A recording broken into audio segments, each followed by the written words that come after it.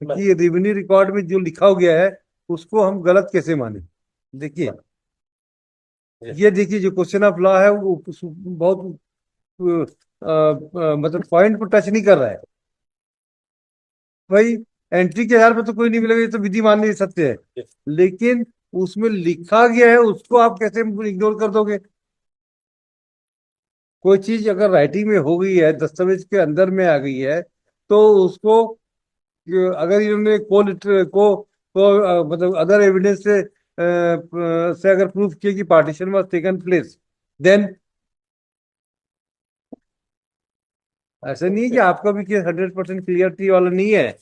क्योंकि अगर अगर मान लीजिए पार्टीशन डीड इन्होंने पेश नहीं किया है ना, परंतु और उसके अगर रेवेन्यू रिकॉर्ड में ये लिखा हुआ है कि पार्टीशन हो चुका है, तब आप कैसे करोगे। कौन हो सिर्फ एक खसरा नंबर। आप, कौन हो। हम हमारे पिताजी और प्लेंटिफ नंबर वन गेंदाबाई, हाँ। दोनों मदर और स्टेप मदर और सन थे। दोनों के बीच में बंटवारा हो गया 1974 में, हम्म। ऐसा इनका कहना है।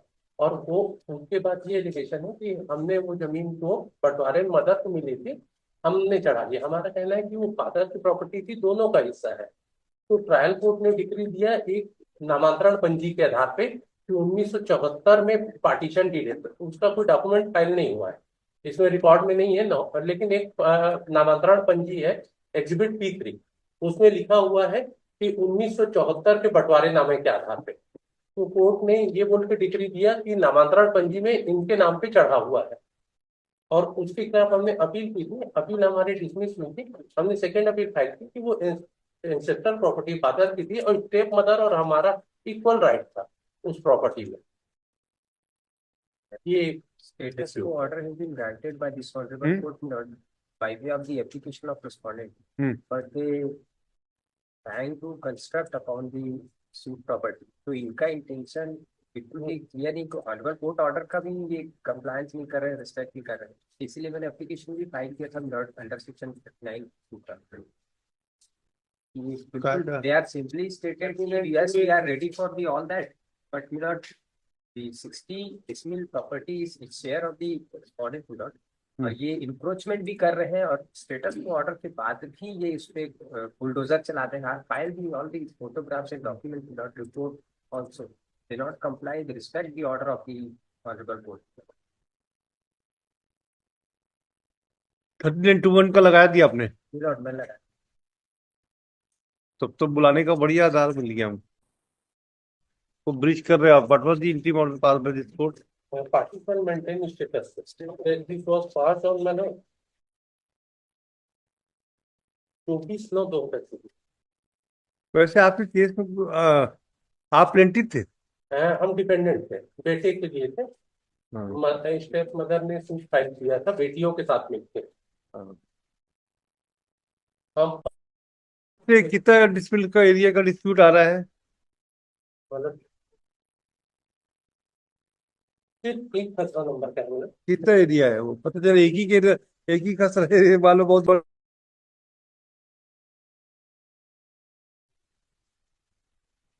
खसरा नंबर 105 रकबा 0.817 एकड़, ये 2 एकड़ के आसपास। 8 एकड़, फिर 2 एकड़ का कहाँ पे है ये जमीन। मुंगेली में। है। तखतपुर। तखतपुर में, फिर ग्राम तो तखतपुर, एक खसरा पटना। बोल के तो पता चला बाकी बात। अलग अलग मिला था। तो इसमें भी एक कुछ शेयर डिस्प्यूट में बनेगा सिर्फ ना। एक खसरा के लिए इन्होंने सूट फाइल किया था, बोले बाकी बंटवारे में अलग अलग हो गई है, सिर्फ एक खसरा नंबर हमने अपने नाम पे चढ़ा तो लिया। कैसे समझौता होगा, ये तो अनइवन डिस्ट्रीब्यूशन दिख रहा है भाई।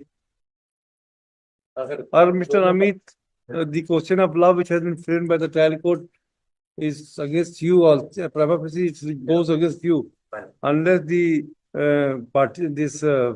partition deed is placed on record. How can on the basis of the revenue record it will be held that you are the owner of the, and whether the observation made in the revenue record can be challenged, because whether you see, अगर मान लीजिए वो बोल रहा है कि partition के deed के हिसाब से, और पार्टीशन डीड कोर्ट में पेश नहीं हुई है ना। 1970। तो फिर पार्टीशन जब बेसिक चीज बेस नहीं हुई है, तो revenue record The document has been filed not and they admitted that fact कि बाकी प्रॉपर्टी को बंटवारा हुआ है. पर पार्टीशन डीड तो नहीं है ना, There is the है पार्टीशन डीड है क्या? I'll produce. At the time of argument, I will. अगर आपके पास पार्टीशन डीड है तो आपको केस ठीक है, Yes. अदरवाइज इनका केस ठीक लग रहा है. Yes. केवल एक पार्टीशन डीड बता दो है तो जो एंट्री की है, अच्छा ये भी हमको बताइएगा मिस्टर कि रेवेन्यू रिकॉर्ड में जो लिखा हो गया है उसको हम गलत कैसे माने. देखिए ये देखिए जो क्वेश्चन ऑफ लॉ है वो बहुत मतलब पॉइंट को टच नहीं कर रहा है.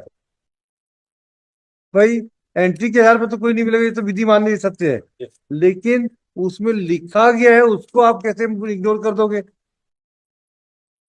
कोई चीज अगर राइटिंग में हो गई है, दस्तावेज के अंदर में आ गई है, तो उसको अगर इन्होंने मतलब अदर एविडेंस से अगर प्रूफ किया कि partition was taken place, then ऐसा नहीं है कि आपका भी केस 100% क्लियरिटी वाला नहीं है. क्योंकि अगर अगर मान लीजिए पार्टीशन डीड इन्होंने पेश नहीं किया है ना, परंतु और उसके अगर रेवेन्यू रिकॉर्ड में ये लिखा हुआ है कि पार्टीशन हो चुका है, तब आप कैसे करोगे? पॉइंट पे कि रेवेन्यू रिकॉर्ड में अगर वो एंट्री हो चुकी है, लिखा गया है, फिर क्या होगा उसका? All this question has to be answered, है ना. आप भी तैयारी करके बताइए, क्योंकि they are the foundational question. क्योंकि यहाँ पे जो क्वेश्चन ऑफ लॉ बना है वो बहुत क्लियर हमारे हिसाब से. तो लिखो भाई, during course of argument one additional question of law is required to be determined by this court. Whether the learned court below were justified in recording the finding that the partition has been taken place on the basis of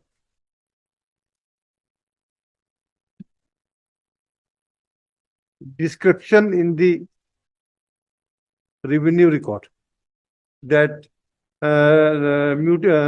description in the mutation record in the revenue record, that mutation has been done on the basis of partition.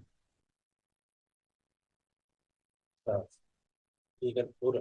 हाँ. उसकी अगर वो एक बार entry हो गई और वो partition हाँ. कोर्ट ने मान लिया रेवेन्यू कोर्ट, तो उसकी क्योंकि बात आप आपको रेवेन्यू रिकॉर्ड की एंट्री 30 साल पुरानी हो गई है. 74 से का रिकॉर्ड है पार्टीशन है, 74 हाँ. हाँ, तो उसके बाद उसको इग्नोर कैसे कर दोगे आप? इसको आंसर कीजिए दोनों क्वेश्चन. लिस्ट इट ऑन 2 जुलाई. क्योंकि अगर आप दोनों अब बातचीत करने का प्रयास करो, क्योंकि आपका भी केस कमजोर है, इनका भी केस कमजोर हो सकता है. कुछ नहीं मालूम अभी क्या किधर जाके गाड़ी मुड़ जाएगी. तो ऐसी स्थिति में समझौता होगा.